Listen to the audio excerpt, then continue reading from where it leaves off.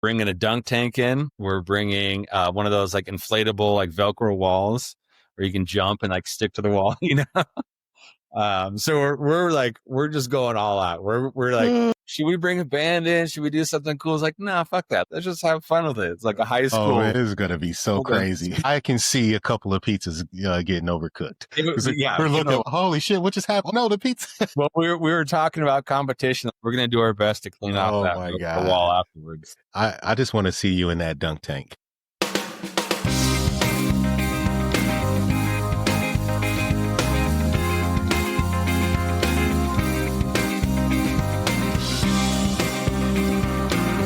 What's going on, Pizza Fam? Look, I appreciate each one of you for listening to this show, listening to this episode. Before we get back to it, I wanted to tell you about my favorite product right now, Todd's Curry Sauce. I met these guys at the Florida Restaurant Show, Pizza Tomorrow Summit, and I'm telling you, ever since I tried that sauce, I have been putting it on everything in the shop. Chicken wings, pizza, you've seen the pizzas, chicken sandwich, salad dressing, we've been putting Todd's Curry Sauce on everything, and I'm here to give you a special deal, special offer. Go to their website, toddscurrysauce.com, use code Pizza King, and get 10% off your next order. I promise you, you only need to try it one time. It's going to be the best curry sauce you ever tasted in your life. You're going to start putting it on all kinds of stuff in your shop, even at home. I got a bottle in the pantry here at the house. I got a bottle at the shop. Elliot, Todd, I need another bottle because I'm putting it everywhere. I'm putting it on everything. So go check it out. Use code Pizza King and get 10% off your next order. Peace. Let's get back to it. Welcome back to Pizza King Podcast. I got a very, very, very special guest today. My good friend, client, my boy. We've been talking for a while now. Johnny from the Pizza Collective in Reno. Welcome to the show, brother. Yeah, absolutely. Thanks for having me. I appreciate the invite. This is a special week for you. First time on the show, but you are celebrating a huge milestone for the store. Can you first tell us who you are, tell us about Pizza Collective, and then we'll talk about milestone as we get into the show.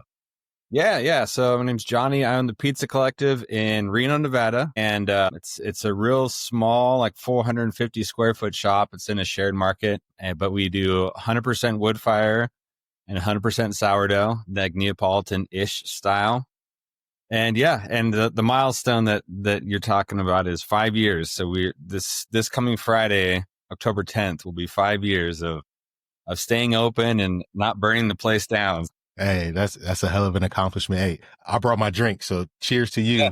I still got a little left. Cheers to that. It's the first time I've ever taken a drink on the podcast. Nice. You and me shared that moment. Give me the warning. I met with one of our beer reps before this, so there's I just gave you the heads up. Dude, trust me, I already know how those go. Yeah, you got to take the perks where you find them, right? Bring some samples. Whatever you want to do. How did you get started how did you come to open the Pizza Collective and be here for 5 years? That's not an easy task. The statistics already show us that most restaurants fail within the first 3 years and even more fail within the first 5 years.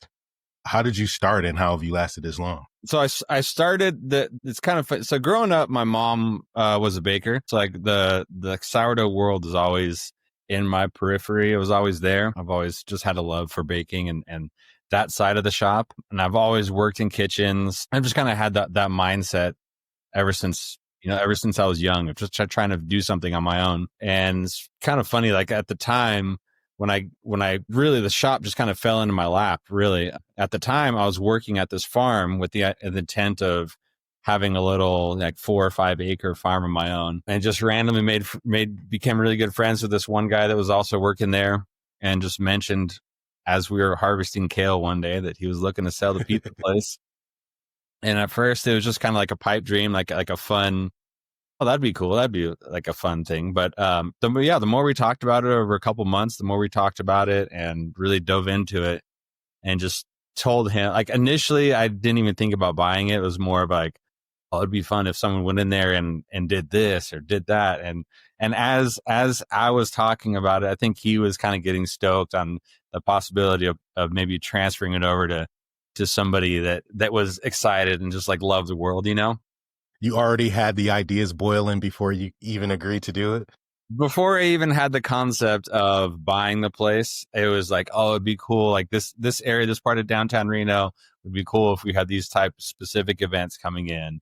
Or yeah, just fun like beer and pizza combos, or like just being able to like have a relationship with the because there's a lot of breweries just within like half a mile of us. Just kind of like spitballing, going back and forth with him, like just like ideas that I was thinking about. Yeah. And then yeah, a couple of months went by, and he just mentioned that like, hey man, if you want to make this happen, you seem pretty stoked on that possibility. We can work something out. And yeah, it honestly is just one of those things. I just right place, right time, just dumb luck. And I Was that first time owning a business, first time owning a pizzeria?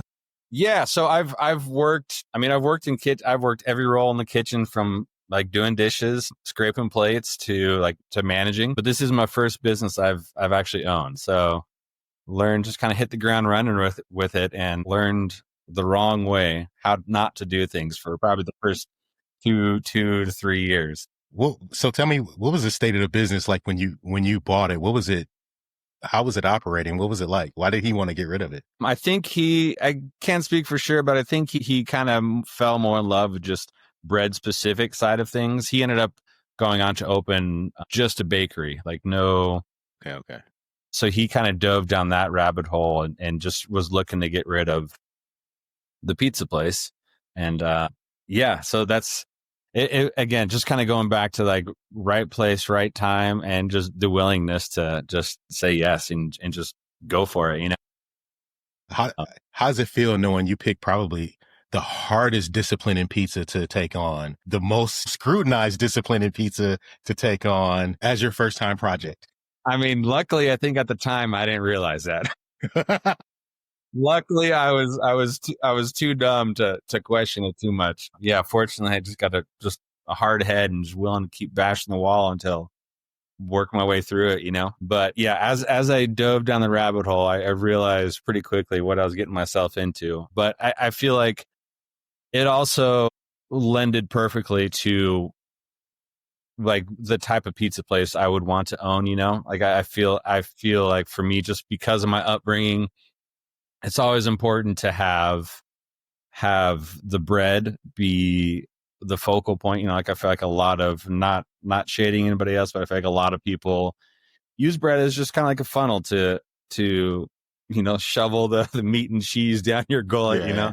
And I've always just loved, for me, like the difference between a good pizza and a great pizza is the one that like balances everything out, and the bread is always a focal point for sure. Yeah. So I the feel star like, of the show.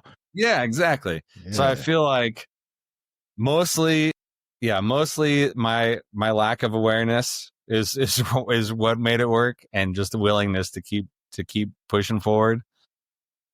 But I feel like it was also another one of those just lucky happenstance type of situations where it's like, because of my upbringing, I just fell in love with it more and more and more.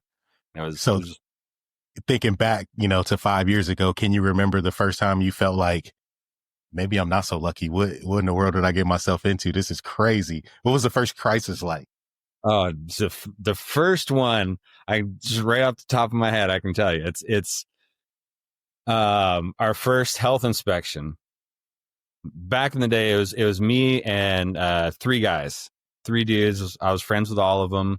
All had way more like pizza specific experience than me.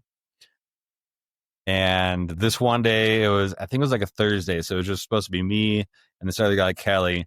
He ended up calling out, and I was like, it's no big deal. I can just wing it. Like, especially, I mean, because so when I bought the places, we opened October 10th, 2020. And those first few months, as you can imagine, weren't super busy for us, like Yeah. with the lockdown and all that. So my mindset was like, it's no big deal. I can make it work. And we just, that day, we don't take reservations or anything, so people just kind of show up, and got like a birthday party of 10 rolled in. I was like, all right, well, I got my hands full. And then 2-3 minutes later, the health department rolled in. It's like, oh, we're here to do an inspection. And I was like, okay, of course you are. Of course you are. That for me is like when it just the shit definitely hit the fan, and I was just like, all right, well, just again, like going back to that mindset of just keep going for it and keep pushing. It's like, well, I'm gonna at least try, you know. If I get Yeah. shut down, I get shut down, but I'm gonna at least go for it. I mean, worst case, you're just going to learn something from a health inspector, right?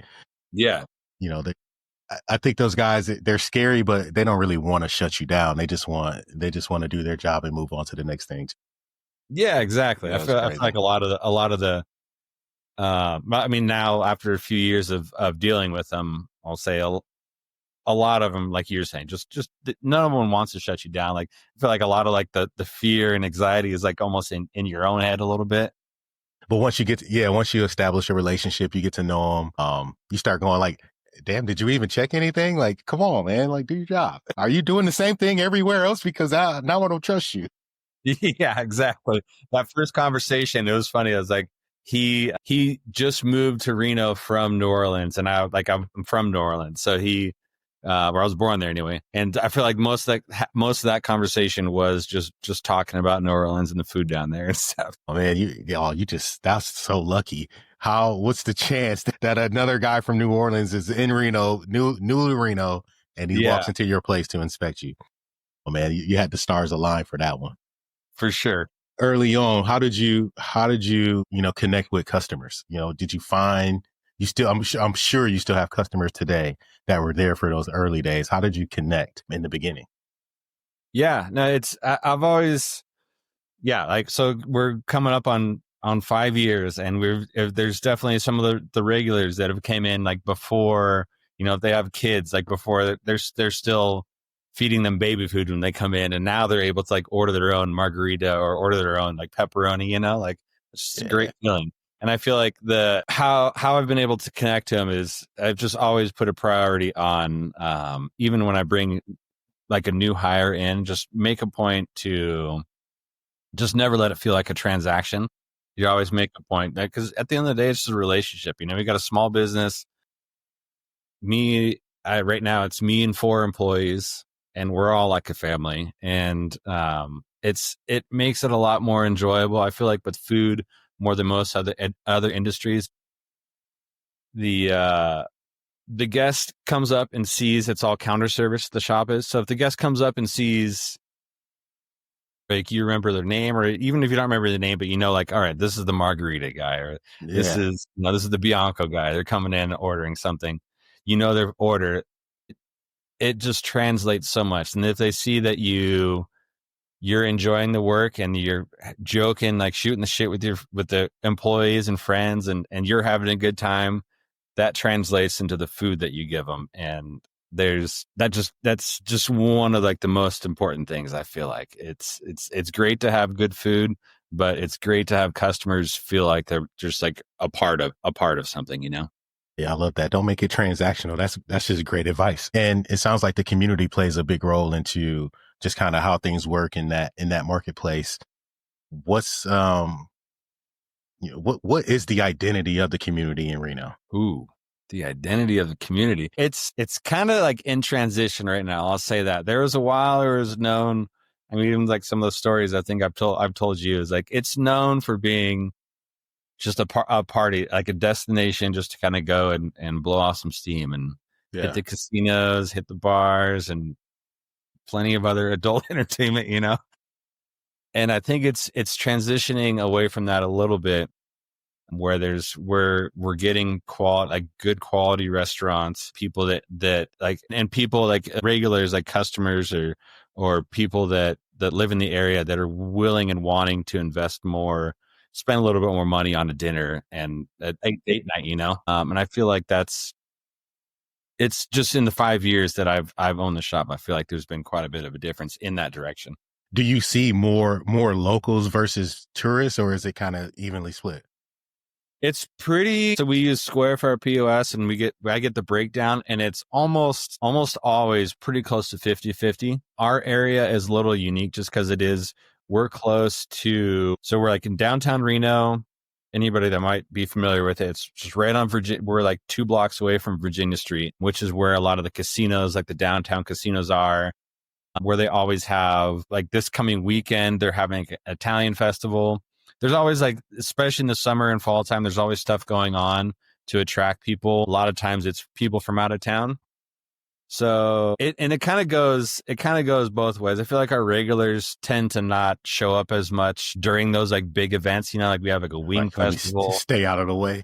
Yeah, exactly. Yeah. Which is cool. It balances it out, if there's no events going on during the weekend, I feel like our regulars are more likely to come out and hang out and relax and enjoy themselves. Yeah. You said earlier that those first couple of years were kind of rocky. When did you finally feel like you hit that turning point where, okay, this is going to work out. We're going to do what we got to do to stay here. I feel like I'm still hitting it. I mean, I'll say like our sales has every year has, I mean, knock on wood, has like consistently been like at least 20% increase every year. And most of them, like I'd say, three of the years have been closer to like around 30%, which is great. So that helps. And the first, I think really what it was, and I guess to answer your question, it's been fairly recent because I spent majority of the 5 years, just kind of having that mindset of like being in the shop, having to do everything and, like making sure it was done exactly how I wanted to be done, and it wasn't pretty typical.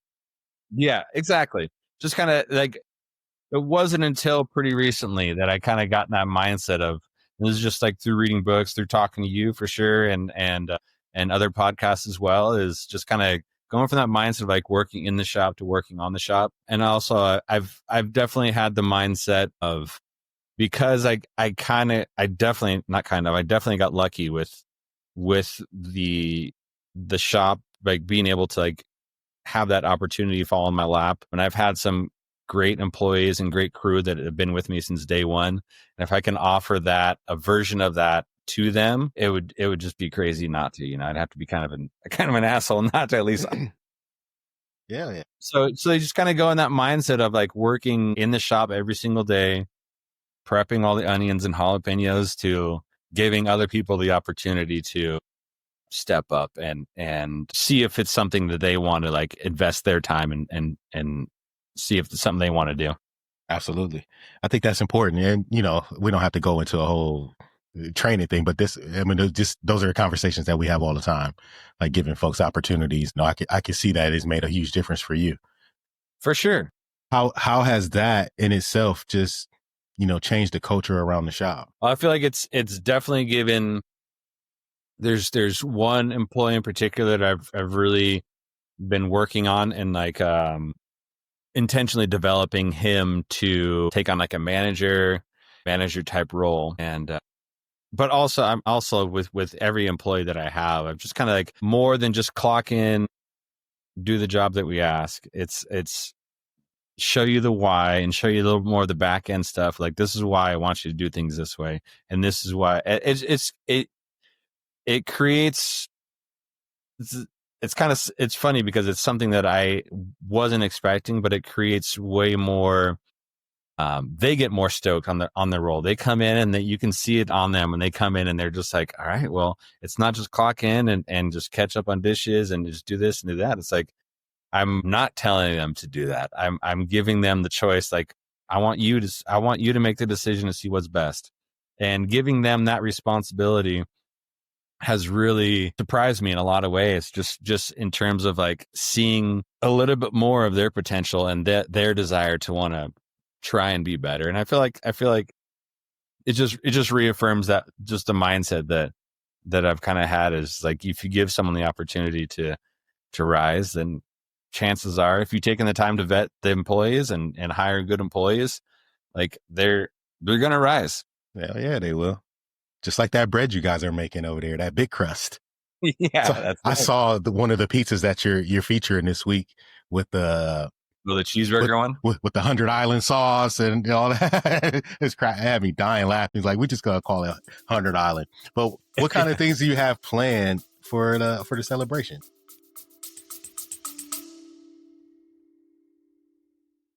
If you've gotten any value out of this episode or any of our other episodes, I need you to do me a favor. go leave us a review.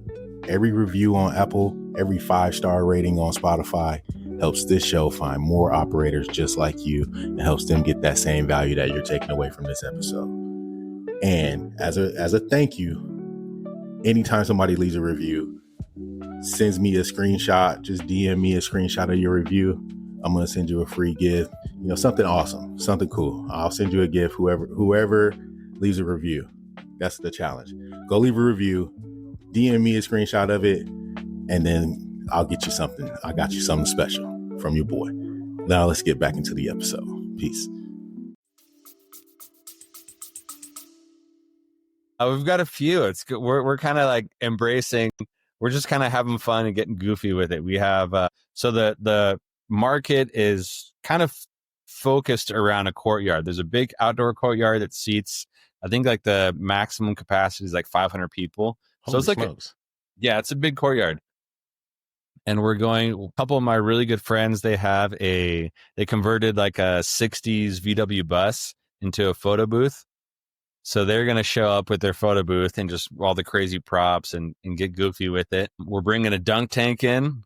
We're bringing one of those like inflatable, like Velcro walls where you can jump and like stick to the wall, So we're just going all out. We're like, should we bring a band in? Should we do something cool? It's like, nah, fuck that. Let's just have fun with it. It's like a high school. Oh man, this is gonna be so crazy. I can see a couple of pizzas getting overcooked. We're looking like, holy shit, what just happened? Oh no, the pizza. Well, we were talking about competition, like how high can you jump with the pizza in your hand? So like, we're gonna do our best to clean off that the wall afterwards. So. I just want to see you in that dunk tank. It's gonna. I've already called it out. It's like I'll be the first one to go in there. So just make sure somebody can actually hit the target. Yeah. Or someone's gonna go. I'll have to find somebody there to go. Just tap it. Make sure he gets dunked. Bring in a shark. You're gonna hire a shark. Just somebody's got to do it. I can't be there, but somebody's got to do it. It sounds like that's going to be a whole lot of fun. Like as you think about beyond year 5, what's years 6 through 10 look like for Johnny and for Pizza Collect? 6 through 10, I would say it can go a couple ways. I feel I've always, and this is something you and I have talked about, I've always been a little reluctant on, like I've never had a desire to like monopolize the pizza game in Reno. I've never wanted to be like the biggest, most busy shop. I've always wanted to be able to like maintain the quality and maintain the relationships that we have with our customers. And that being said, with the approach that I've been taking with the shop and seeing the employees that I have grow and want to grow and learn more and do more and earn more, Yeah. There's definitely room for growth in terms of like possibly moving the shop into a standalone place, as long as it checks all the boxes. I feel like I'm very reluctant to move into a 5,000 square foot space just for the sake of growth. Like it's, I feel like it's got to check a lot of the boxes that would still maintain the vibe of Pizza Collective. And then also we have a catering truck that we just finished building earlier this summer. And I've been terrible at marketing it, but even without that, like it's kept us busy. We've been doing, this past Friday, we did like a wedding rehearsal event, just out of like, they rented out this bar and we were hanging out in the back of the bar and it was great. So I feel like with that, there's definitely opportunity for employees to learn more and just take on more responsibility.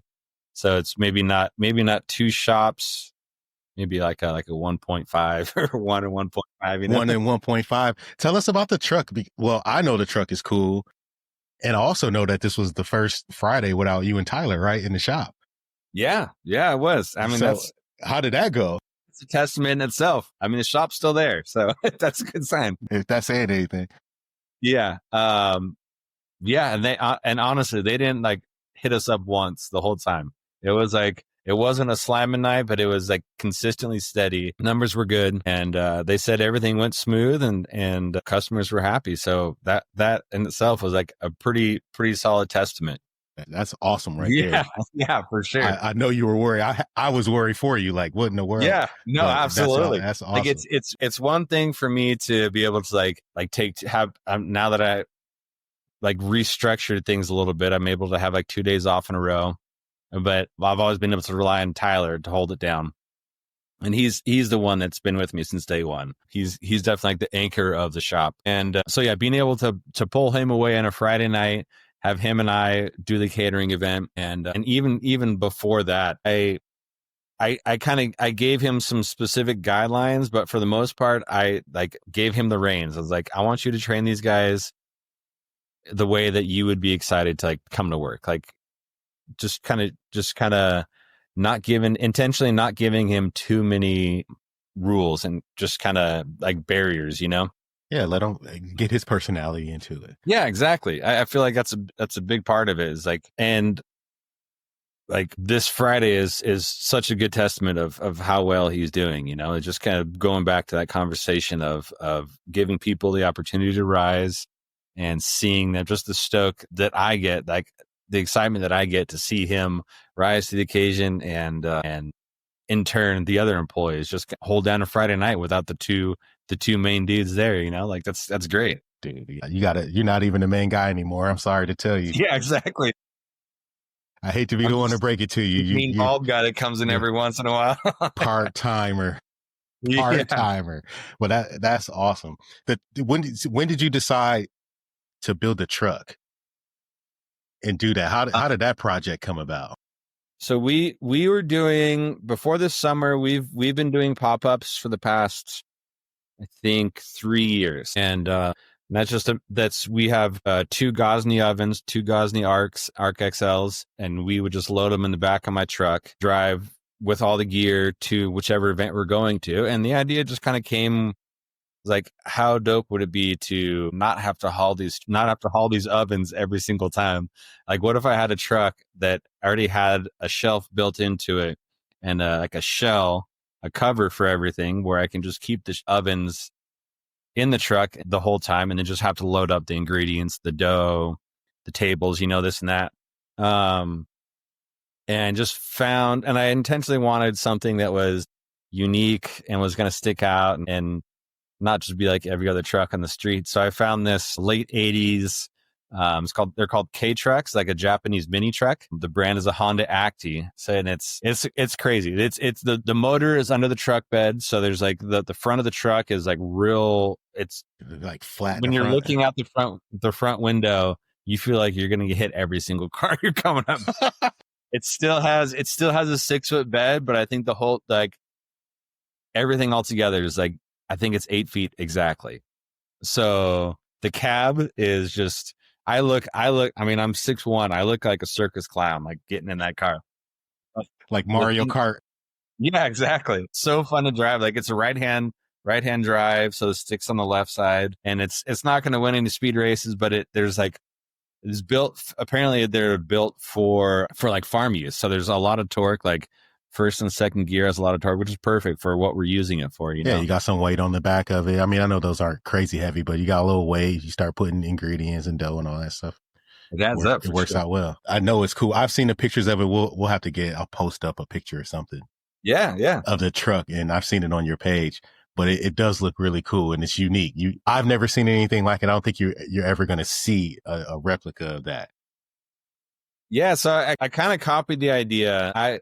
I've seen photos and videos of, I think there's somebody in the Bay that does it, but there's definitely spots out in Italy, and they turn those, I think the brand is Piaggio. It's like a little 3-wheel. I've seen that one. Yeah. Yeah. The little blue one, like I've seen on the internet a lot. Yeah. And a lot of them have like a full wood fire oven in the back. And it's just, I don't know how they swing it like that weight with that little of a vehicle. But, so yeah, I kind of copied a version of that. I took that and was like, well, how can I make something that can still like, I couldn't find one of those trucks. I was actually looking for one of those trucks first, little 3-wheel things, but they're tough to get street legal. And even this K truck was, I had to jump through a lot of hoops to make it happen. But did you find it in the States? The truck? Yeah, I was actually luckily enough. So there's a city real close to us called Carson City. It's just like a half-hour drive.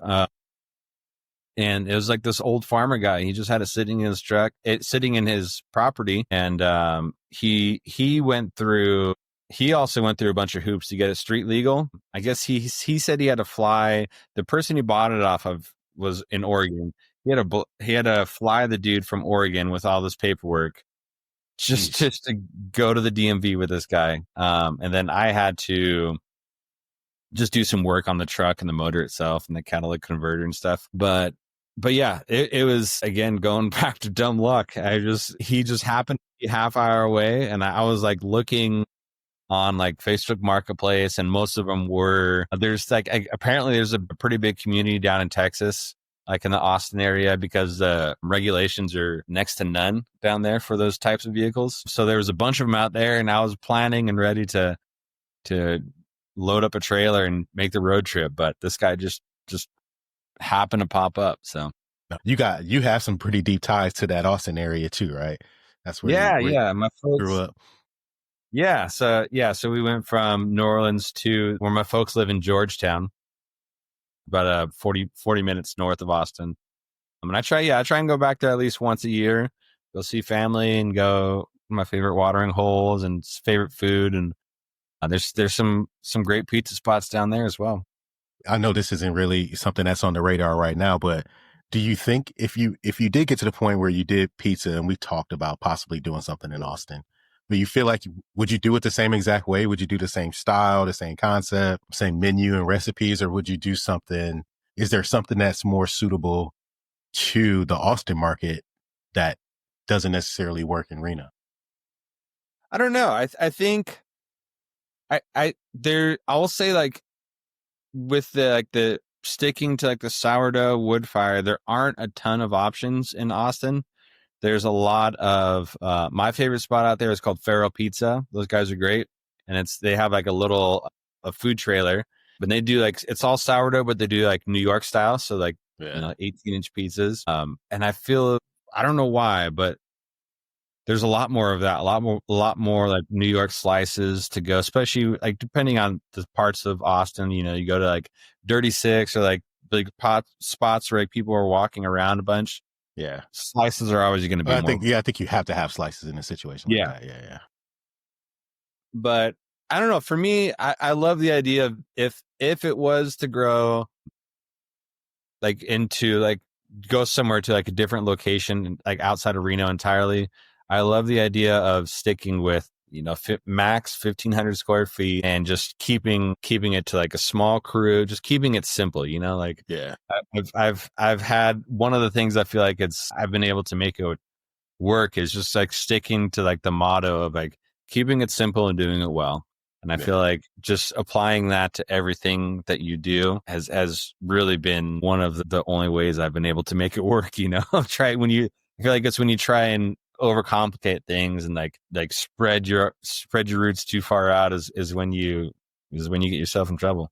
Get blown over just like an oak tree. I was going to ask you if you had any advice for someone who was, looking to make this their first year in the business, but it sounds like you're pretty much telling them to keep it simple and hope you get lucky. Yeah. I feel like that's a big, I hope you get lucky. Yeah, that helped me for sure. Keep it simple. And honestly, just don't be afraid to fuck up. I feel like that's a big one. I feel like it's being willing to, I always joke my employees always call me out on it too, because I try and relate everything to sports. I just have that mindset and the mentality growing up playing sports, and one thing I was always taught is like imperfect action is always going to be better than waiting for like not doing anything, waiting for the perfect action, Yeah. So if there's something you want to go for, like definitely do the research to see if you really enjoy it, but also just don't be afraid to get after it. I feel like as long as you doing it for the right reasons, I feel like it's tough. I think there's a lot of people in maybe not just pizza, but restaurants in general. I feel like there's a lot of people that want to be rock stars, and if you're doing it to get likes and this and that, then I would encourage you to take a second to question it. But if you generally love, going into the shop, doing a couple things I love talking to customers, and I love like busy nights, it's hectic and stressful, but afterwards you joke about it and have fun. But I always say like my favorite times is probably going into the shop when it's just me. It's quiet. I get to be alone, just kind of be alone with my thoughts, and just make dough. And you find that thing that you love doing when no one's looking, when no one's around. And it's not dependent on getting likes or getting this or getting that. If you've found that thing, then go for it. If I can get after it, I always say be willing. If you found that thing and you want to do it, you'd be doing. At the end of the day, you wouldn't be doing anything but like regretting it later on down the line, like not doing it. Nice. I absolutely agree. 100%. Man, this was really good. Listen, how can listeners support you, support Pizza Collective? I know we got some swag. You sent me some great things. I got stickers. I got t-shirts over here. Yeah. You guys got some really cool swag going on. And, as a way to help celebrate you guys, we'll definitely do like some giveaway. I'll put a link up on the show description. We'll do some giveaways. I got a couple. I don't know if I'm giving away any shirts because I like all of them, but I'll definitely give out some stickers and some decals to some folks that want to show some support. But, how can you guys have any other way of showing support? You got like a support link or, I know we got your Instagram page. We can reach out to you. Yeah, definitely hit us up on Instagram if any of your followers are in the Reno area. We're happy to give discounts. We're happy to like just show up and we'll have fun. Our listeners, listeners, our listeners do not ask for discounts. We're all business owners. We're all pizza people. We are not asking for discounts. We are not getting free ranch. We don't want any of that. We're going to fully support 100%. If I find out any of you guys are going to get free pizza, I'm blocking you. Support this man. We're business owners. I'll hang out and have a beer with you. If you're in the Reno area, I'll hang out and have a conversation. I can always talk pizza. Like you and I talk once a week, and it's something. Like I said, I got real lucky with everything, and I'm just grateful of the situation I'm in. The situation I happen to be in is I just can't. There's like it's like a rabbit hole. You go down the rabbit hole and you just keep going like head first, and be willing to just keep your mind open and learn more. Be willing to learn more and expand, and it's been a blast. Hell yeah, man. So I know a lot of people, travel to Reno as well. So favorite non-pizza spot in Reno? Oh, right down the street from us, there is a Chinese place called Quack's. Super, super good. There is a Japanese spot called Cowboy Izakaya. It's also really good. Those are the top two. A lot of times if I'm going out, it's like in that vein. There's a couple really good like Thai restaurants as well. I don't do sushi too much, but people say that there is because we're so close to the bay, the casinos get trucks shipped in daily, so we have like some of the best sushi in town. Or like, and not in town, but like in the area. In the area, nice. Yeah, exactly. Von Bismarck. There's another spot called Von Bismarck. It's like a German restaurant. It's really, really good. My wife would love that. Yeah, it's great. It's kind of like a sneaky town for sure in terms of food. We have some really good options for you. Hell yeah! All right, about you personally, early mornings or late nights? Early mornings for sure. Early mornings, even in a party town like Reno. Yeah, well, I mean, I just moved. It's funny. I used to live literally across the street from the restaurant, from the pizza place. Mm-hmm. And it was dope because I could just walk to work, and like commute you couldn't beat that. But it was just so close to the bars, so close to this and that. And always something going on. Always loud and always, yeah. And I've kind of always been a morning person for the most part. Especially as I've gotten older, and especially since I've had the restaurant. Like I always joke that I have the combination of the baker's schedule, which is bright and early, and then also like the restaurant schedule, which is open late at night. So nights and weekends, goodness. I'm finally getting dialed in to where it's pretty much just mornings now for me, which is great. Worst pizza order ever, like so bad you didn't even want to make it. Worst pizza order. So we make our own mac sauce in house. We start with a roux, and it's great. We have people that come to our shop just for our mac and cheese, or even just our wings. We do the same with our wing sauce. We had someone come in, the worst combo, and it's just like a classic bechamel. You start with the roux, then you throw in just like some cheese and milk. We had somebody come in, ask for that as a base. They wanted all of our cheeses, they wanted all of our meats, and they wanted pineapple, and they wanted olives. We asked them a couple of times, like, "You sure you want this? Are you really sure? Like, we'll do Like, it." I'm sure folks are pretty lit up sometimes coming in there. Oh yeah, for sure. There's yeah, especially weekends. Especially once the sun goes down, it's a safe bet that most people are not sober. But we, kind of grill them a little bit, and they're like, no, this is what I want. This is going to be great. I love your mac sauce, and I want some pizza. And they had it. They ate the whole thing, and they were stoked on it. And I never made another one. I never had any desire to give it a try. So in my mind, that's the worst. But whoever it was, they seemed pretty happy with it. My goodness. I'll have to tell you no, I'll put the sauce on the side. I'll let you do that to your own pizza, bro. Yeah.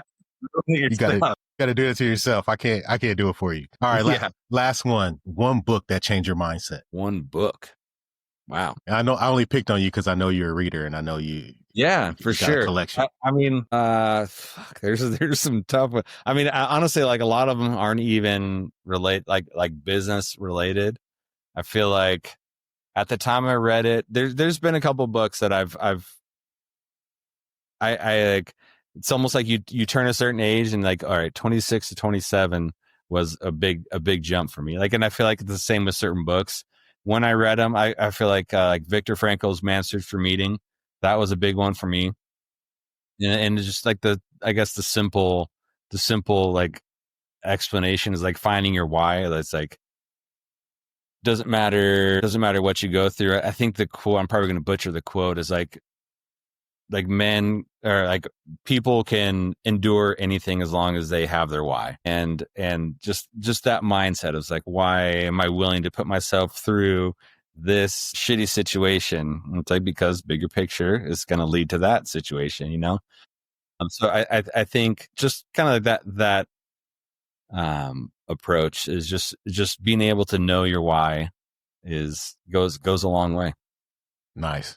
Johnny, this was really good, bro. I appreciate you coming in, telling your story, introducing us to the Pizza Collective, and just letting us help share in the celebration with you guys. And, let me be the first to tell you happy anniversary.